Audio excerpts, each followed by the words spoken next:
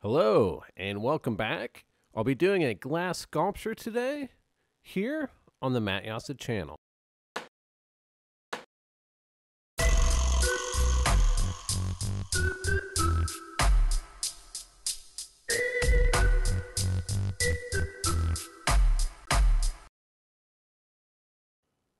And so I'm starting out this project on some 28mm solid rod. If you don't have a rod of this size, you can gather up a smaller rod, but you might end up gathering up or creating some small imperfections. And so with this way, I can just flame cut it and begin to shape it without exposing so much of the inside to the flame. I'll attach punties to the end of this large section and cut it down into 3 smaller sections. A punty is a handle to hold on to your glass. It's normally done with a solid rod, but sometimes I like to improvise with the hollow blow tube. It still offers a lot of support, but without being as heavy. I'll go ahead and flame cut the first section off and start gathering it up into a sphere. And this is the basic foundation of the marble making process. As you heat up the glass red hot and continue to rotate, it will begin to contract back and gather up into a large marble.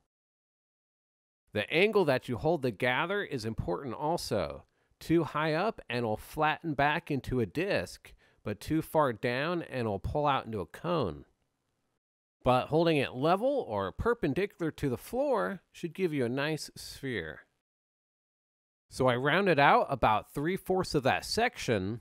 I went ahead and puntied up to the back of it, and I'll begin to melt in the rest. And now the sphere is probably the easiest shape of this project. I'm also planning to do a triangle and square, which will require a lot more shaping. But I definitely recommend doing marbles for practice, even simple ones like this. It can give you a good idea of how the glass likes to move and how to work with gravity. And now I'll attach a new punty on a different axis. This will help me spin it in the opposite direction to round it out even more. And I'll go ahead and tap the old punty off before the new one is cold enough to break. So you can get it pretty round by hand, but it's always going to be a little bit off. You can rotate it in a marble mold to finalize the shape, which is very important to marble collectors. But for this statue, I think it's looking pretty good. So I'm going to go ahead and go into the next section, which will be the triangle, which technically is a tetrahedron, a triangular pyramid. I found that this one was definitely the hardest one to shape. It was hard to shape one side without affecting the other 2 sides. So at first I like to get the entire thing molten hot and begin to quickly put in a general shape of what I'm looking for. But as it begins to take shape, I like to start to focus on just one side or one edge at a time and start to shape it more carefully. And so I'll punty up to the bottom, that way I can finish up the top. I'm trying to center it the best I can. The other punty came off center, but I'll be taking it off anyway. And now I can heat up and begin to shape the top section. I'll do all 3 sides at once to get these corners nice and pointed. Corners and edges are definitely one of the harder things to shape, as the glass likes to contract back and gather up with heat.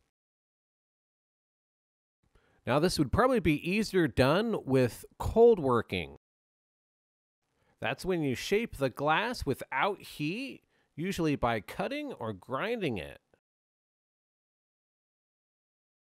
And so I'll gather back the 3rd section, the last part of the sculpture, which will be a square or a cube. I'll start off by shaping the end with my graphite paddle. I'll do it in the air just to show you what it looks like. But then I'll use the graphite on my desk to marver out the other 4 sides. And now if you'd like to see some more footage of this, I've done this kind of technique several times to shape up glass cubes. The most recent was the glass stone video. I made some weights for a pulley demonstration. But then you should definitely check out the glass dice video. That was a really cool one. I made a 6-sided die, a D6, and I gave it a special effect for the dots. They cast little shadows on the inside of the die. They sit on the clear section, which act as little windows to the inside. There's really a lot of cool optical effects you can achieve with glass. Not only magnify an image by bending light, but also cause an image to disappear. I noticed the tetrahedron has some very strange properties when you're looking at it at the right angle. One side seems to refract the opposite side. I really don't know how to explain it. It looks just a lot different than the cube. Like, it's very difficult to see out from the inside. All the sides just look like mirrors. I connected the tetrahedron and the sphere. Now I'll go in and fortify that connection. And I don't want to heat the whole connection at once or it'll lose stability, so I'm only heating up about 1/3 of the connection at a time. And now I'm going to go ahead and connect all these sections together. This is probably the most critical and most stressful part. Not only do I need to line everything up, but I need to hurry. I need to get the punties off, the last marks marvered out, and the entire thing in the kiln before it starts cracking. For the last finishing step, it's important to flame polish all of your tool marks out. This not only leaves it optically clear, but leaves people guessing on how you got it done. And then after this last flame polishing, I'll put it in the kiln for about 3 hours. And that'll help anneal all the stress out of the piece so it doesn't crack later. The thicker the glass, the longer you have to anneal it in the kiln. And here it is. It's looking pretty cool. It's looking like what I was going for.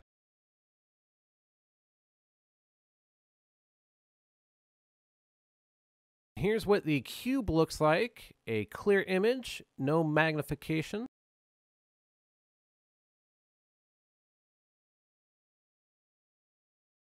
And then here's the marble. It has a pretty good magnification. Since the marble is curved, it bends light in all directions, so no matter how you look at it, it will magnify anything behind it. You can check my magnifying glass video to not only see how I made a magnifying glass, but see how I use the sun rays to set off an explosive.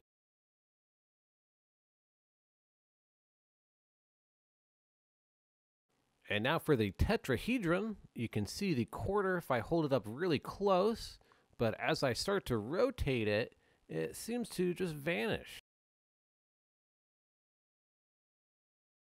It kind of reminds me of what you'd see in a hall of mirrors. And now I had a hard time getting this shot, but it's kind of cool. You can see the head of the eagle on that quarter all the way through this sculpture, looking through the top. And so now we have reached the end of the video. I had a fun time making this one. I hope you had a fun time watching it. If so, make sure to share it on Facebook and the other social feeds. That will definitely help build the channel. I've been noticing a lot of activity lately. So make sure to share. Don't forget to subscribe, and I'll see you next Fire Friday.